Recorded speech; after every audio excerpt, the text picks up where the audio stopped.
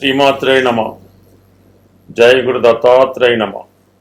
ఈ వీడియోలో మనం శుక్రగ్రహ సంచారం గురించి తెలుసుకునే ప్రయత్నంలో ప్రస్తుతం శుక్రుడు సింహరాశి యందు సంచరిస్తూ కేతుగ్రహంతో కలిసి ఆగస్టు 1వ తారీఖు వరకు సంచరించడం జరుగుతుంది. ఇక ప్రధానంగా మన టాపిక్లో ఆగస్టు 1వ తారీఖు నుంచి సెప్టెంబర్ 2వ తారీఖు మధ్యలో ఈ శుక్రగ్రహం కన్యా రాశి యందు సంచరించడం జరుగుతుంది. ఇప్పుడు ప్రధానంగా ఈ శుక్రగ్రహ స్థితిని బట్టి వారి వారి జన్మజాతకాల్లో శుక్రుడి యొక్క బలాన్ని బట్టి ముఖ్యంగా వారి యొక్క వివాహ జీవితం, ఆర్థిక పరిస్థితి, కొన్ని వృత్తులలో అంటే సినిమా, టీవీ, మీడియా రంగానికి సంబంధించిన వృత్తుల్లో కానీ, అలాగే ఖరీదైనటువంటి వాహనాలు, రెస్టారెంట్లు, అలాగే ఈ గోల్డ్ షాపులు, ఖరీదైనటువంటి వస్త్రాలు, బట్టలు, ఏదైనా ఎంటర్టైన్మెంట్ సంబంధించింది, విలాసవంతమైనటువంటి సంబంధించిన వాటి వ్యాపారం చేస్తున్న వారికి కూడా శుక్రగ్రహం వారి జాతకంలో తప్పనిసరిగా బలంగా ఉండాలి. మరి ప్రస్తుతం ఈ శుక్రుడు ఏదైతే ఈ ధనకారకుడు, లిక్విడ్ ధనానికి, బంగారానికి కారకుడైనటువంటి శుక్రుడు ప్రస్తుతం ఈ సింహరాశిలో కేతువుతో కలిసి ఉండడం వల్ల ఇది చాలా వరకు ఆర్థిక పరంగా ఇంచుమించుగా ప్రతి రాశి వారికి కూడా ఫైనాన్షియల్గా చాలా స్ట్రెస్ ఎక్కువ ఏర్పడుతూ ఉంటుంది. ఏది చేద్దామన్నా, ఏ ప్రయత్నం చేద్దామన్నా, ఏ పని చేద్దామన్నా ఫైనాన్స్గా చాలా ఇబ్బంది పడుతుంటారు. ఇది ప్రధానంగా స్త్రీల యొక్క ఆరోగ్యం మీద ఎక్కువ ప్రభావం చూపుతూ ఉంటుంది. అంటే మరి నాడీ శాస్త్ర ప్రకారం ఈ స్త్రీ గ్రహం మాట శుక్రుడు స్త్రీలని రిప్రజెంట్ చేస్తూ ఉంటాడు. అటువంటి శుక్రుడు కేతువుతో కలిసి ఉండడం వలన స్త్రీలకి అనారోగ్యపరమైనటువంటి సమస్యలు ఎక్కువగా వస్తుంటాయి. వివాహపరంగా కొన్ని చికాకులు వాళ్ళు ఎదుర్కొంటూ ఉంటారు. ముఖ్యంగా గైనిక్ సంబంధించినటువంటి ప్రాబ్లమ్స్, సంతానపరమైనటువంటి సమస్యలు ప్రస్తుతం ఈ రాశి వారు ఎదుర్కోవడం జరుగుతుంది. ఎందుకంటే శుక్రుడు సింహరాశిలో చాలా బలహీనంగా ఉండడం జరుగుతుంది. అంటే తనకు ముందు ప్రయాణించబోయే రాశిలో కన్యారాశి శుక్రగ్రహానికి నీచ రాశి. ఆ కారణం వల్ల నీచలోకి వెళ్తున్నటువంటి శుక్రుడు చాలా బలహీనమై ఉంటాడు. కాబట్టి ఇది మగవారికి, వ్యాపారస్తులకి ఆర్థిక పరిస్థితి మీద, స్త్రీలకి ఆరోగ్యం మీద ఎక్కువ ప్రభావం చూపుతుంది.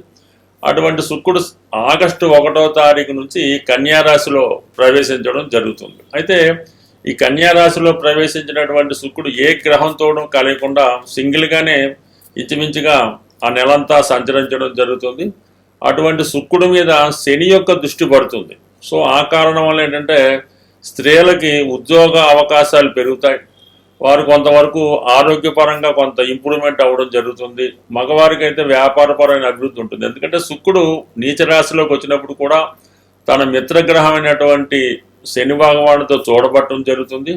అలాగే శుక్రుడికి లాభస్థానంలో గురుగ్రహ సంచారం జరుగుతుంది. ఈ రెండు కూడా శుక్రుడిని చాలా బలంగా చేయడం వల్ల మరి మీరు గతంలో ఇంచుమించుగా ఈ జూలై నెలాఖరు వరకు ఎదుర్కొన్నటువంటి ఆర్థిక సమస్యల నుంచి, అలాగే స్త్రీలు అనారోగ్యపరమైన సమస్యల నుంచి చాలా వరకు బయటపడడం జరుగుతుంది. స్వస్తి. శ్రీమాత్రే నమ.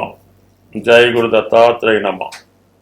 మకర రాశి వారికి శుక్రుడు యోగకారకుడు. అంటే జనరల్గా ఈ మకర రాశి వారికి శని అధిపతి అవటం వల్ల వాళ్ళ జీవితం చాలా స్లో అండ్ స్టడీగా వెళ్తుంటుంది. ఒక సమస్య వస్తే అది చాలా కాలం వారిని ఇబ్బంది పెట్టడం జరుగుతూ ఉంటుంది. అయితే దాన్ని శుక్రుడు సబ్స్టిట్యూట్ చేస్తుంటాడు అనమాట. శుక్రుడు ఈ రాశి వారికి పంచమ దశమాధిపతిగా ఉండడం వల్ల ఏంటంటే ప్రధానంగా వారిలో ఉన్నటువంటి టాలెంటు, నైపుణ్యం, కళాకారుడు కానీ ఏ వృత్తిలో నైపుణ్యం ఉంటుంది, ఏ వృత్తిలో వీళ్ళకి ఇంట్రెస్ట్ ఉంటుంది, ఇవన్నీ పంచమ స్థానంలో శుక్రుడు కారకత్వం వహిస్తున్నాడు వీళ్ళకి. అలాగే దశమం కాబట్టి వృత్తి, జీవన విధానం, ఏ వృత్తిలో వీళ్ళు జీవిస్తారు అన్నది కూడా శుక్రుడే వీళ్ళకి నిర్ణయించడం జరుగుతుంది. అటువంటి శుక్రుడు ప్రస్తుతం అష్టమ స్థానంలో సంచరిస్తున్నాడు ఆగస్టు 1వ తారీఖు వరకు. అంటే ఎప్పుడైనా అష్టమ స్థానంలో ఏ గ్రహం వచ్చినా దానికి సంబంధించినటువంటి విషయాల్లో మార్పు రావడం జరుగుతుంది. ఈ దశమాధిపతిగా వృత్తిపరమైనటువంటి చేంజెస్ అన్నది ఈ రాశి వారికి రావడం జరుగుతుంది. సడన్గా వృత్తిలో గ్యాప్ రావడం కానీ, వృత్తి మానివేసి వేరొక వృత్తిలో కంప్లీట్గా చేంజ్ అవ్వడం జరుగుతుంటుంది. అయితే ఉద్యోగం చేస్తున్నాడు, ఇదో సినిమా ఫీల్డ్లోకి వెళ్ళాడు, ఇంకో వ్యాపార రంగంలోకి వెళ్ళాడు, ఈ విధంగా వృత్తిపరంగా సడన్గా చేంజ్ రావడం జరుగుతుంది. అయితే కేతువుతో కలిసి ఉండడం వలన ఏ నిర్ణయం తీసుకోలేకపోతుంటాడు. ఉద్యోగం అయితే మానేస్తాడు, చేస్తున్నటువంటి వ్యాపారాన్ని ఆఫ్ చేయడం జరుగుతుంది. ఏం చేద్దామన్న ఆలోచనలో సమయం గడుస్తూ ఉంటుంది. ఏదో అక్కడ లేకుండా ఈ మనీ అంతా వేస్ట్ చేస్తూ ఉంటాడు. అంటే ఈ ఉద్యోగం మానేతలు వచ్చిన ధనం, ఈ దాచుకున్న ధనంతో ఖర్చు పెట్టడం ప్రస్తుతం జరుగుతుంది. అలాగే ఏంటంటే కొంతవరకు ఏదో అక్కర్లేని కాలక్షేపాలు, ఇతరుల విషయాల్లో కలగ చేసుకోవడం, స్త్రీలతో విరోధం, కుటుంబ సభ్యులతో విరోధాలు, ఇవన్నీ చికాకులుగా ఉంటే ఏదన్నా ఆగస్టు 1 తర్వాత 9వ స్థానంలోకి రావడం జరుగుతుంది. ఏదైనా భాగ్యస్థానంలోకి వచ్చినప్పుడు ఆ కారకత్వం ద్వారా జాతకుడికి అదృష్టం రావడం జరుగుతుంది. ప్రధానంగా మరి ఎక్కువగా ఈ శుక్రుడు స్త్రీలకి తొందరగా తన ఎఫెక్ట్ ఇవ్వడం జరుగుతూ ఉంటుంది. ఎవరైతే ఈ మకర రాశిలో స్త్రీలు ఉద్యోగం కొరకు ఎదురు చూస్తున్నారు, లేదంటే వివాహపరంగా వివాహం చేసుకొని వేరే కంట్రీయో వేరే రాష్ట్రం వెళ్దాం అనుకున్న వాళ్ళకి ఇది మీకు అనుకూలించే అవకాశం ఉన్నది. అంటే ఇప్పటిదాకా మీరు అనుకున్నది ఒకలా ఉంటుంది, ఆగస్టు 1 నుంచి మీ యొక్క ఆశయం పూర్తిగా మారిపోతుంటుంది. ఏదో విధంగా జీవితంలో రాజీ పడి అక్కర్లేని కోరికలన్నీ పక్కన పెట్టి వచ్చిన దాంతో సంతృప్తి పడదాం అన్న విషయంలో ఉంటుంది. అంటే ముందు ఈ గండం నుంచి బయటపడితే చాలు అన్న విధంగా. ఎందుకంటే శని ఈ శుక్రుడిని కన్యా రాశిలో ఉన్నటువంటి శుక్రుడిని చూడటం వల్ల కంప్లీట్గా మీకు కొన్ని కొత్త అవకాశాలు రావడం జరుగుతూ ఉంటుంది. అలాగే మీకు లాభస్థానంలో గురి ఉండడం వలన ఆర్థిక పరంగా మీకు ఉన్నటువంటి సమస్యలు కూడా కొంతవరకు పరిహారం అవడం జరుగుతూ ఉంటుంది. బట్ ఏదైనా ఈ సమయంలో మీరు వచ్చిన అవకాశాన్ని ఉపయోగించుకోవడం అనేది మంచిది. అంటే నెమ్మదిగా ఈ సెప్టెంబర్ 2వ తారీఖు తర్వాత శుక్రుడు మరి తులారాశిలో స్వక్షేత్రంలోకి రావడం, ఇది ఈ రాశి వారికి అనుకూలమైనటువంటి స్వక్షేత్రం అవడం వల్ల శుక్రుడు చాలా ఉపయోగపడుతుంటాడు కాబట్టి. బట్ ఏదైనా ఈ రాబోయే సెప్టెంబర్ 2 వరకు కూడా ఈ రాశివారు వచ్చిన అవకాశాన్ని ఉపయోగించుకుంటే దాని తర్వాత మీకు ఒక మంచి బెటర్ లైఫ్ దశమంలో శుక్రుడు రావడంతో గతంలో పోగొట్టుకున్న వైభవం తిరిగి పొందడం జరుగుతూ ఉంటుంది. ఉన్న దాంట్లోనే అభివృద్ధి చెందడం కూడా జరుగుతుంది. స్వస్తి. శ్రీమాత్రే నమః. పరిహారాలు మనం ప్రతి గ్రహానికి కూడా తగు విధమైనటువంటి పరిహారం అన్నది శాస్త్రంలో చెప్పబడడం జరిగింది. ఏదైనా ఒక రాశి వారికి అనుకూలమైనటువంటి గ్రహాలు అంటే కొందరికి మిత్రులు అవుతుంటారు, కొందరికి శత్రులు అవుతుంటారు. శత్రుగ్రహాలకి ఎప్పుడూ కూడా మనం ఈ డొనేషన్ ద్వారా అంటే దానం ద్వారా దాన్ని రెక్టిఫై చేసుకోవచ్చు. ప్రధానంగా ఈ శుక్రుడు జాతకంలో బలహీనంగా ఉంటే చాలా ఇబ్బందులు పెడుతూ ఉంటాడు. స్త్రీల వల్ల, రోగాల వల్ల ఆర్థిక పరంగా ఇబ్బంది ఉంటుంది. శుక్రుడిని ప్రసన్నం చేసుకోవాలంటే ప్రధానంగా శుక్రవారం రోజు నియమంగా ఉండవలసి ఉంటుంది. అంటే చక్కగా తలస్నానం చేసి శుభ్రమైన వస్త్రాలు ధరించి ఆ రోజు ఏ విధంగా కూడా ధనాన్ని ఖర్చు పెట్టకూడదు. అంటే మన ఇంటి నుంచి ధనం బయటికి వెళ్ళకూడదు, బంగారాన్ని బయటికి పంపకూడదు. అలాగే స్త్రీలు ఎవరైనా ఉంటే వాళ్ళు పుట్టింటికి పంపడం కానీ అత్తోరింటికి, అంటే మొత్తం మీద మన స్త్రీలు అంటే మన కుటుంబ సభ్యుల్ని ఇతరుల ఇళ్ళకి అది పంపించడం శుక్రవారం చేయకూడదు. అంటే అది పని మీద అవచ్చు, చుట్టాల నుంచి కావచ్చు, ఈ విధంగా ధనాన్ని బయటికి పంపకుండా జాగ్రత్త పడవలసి ఉంటుంది.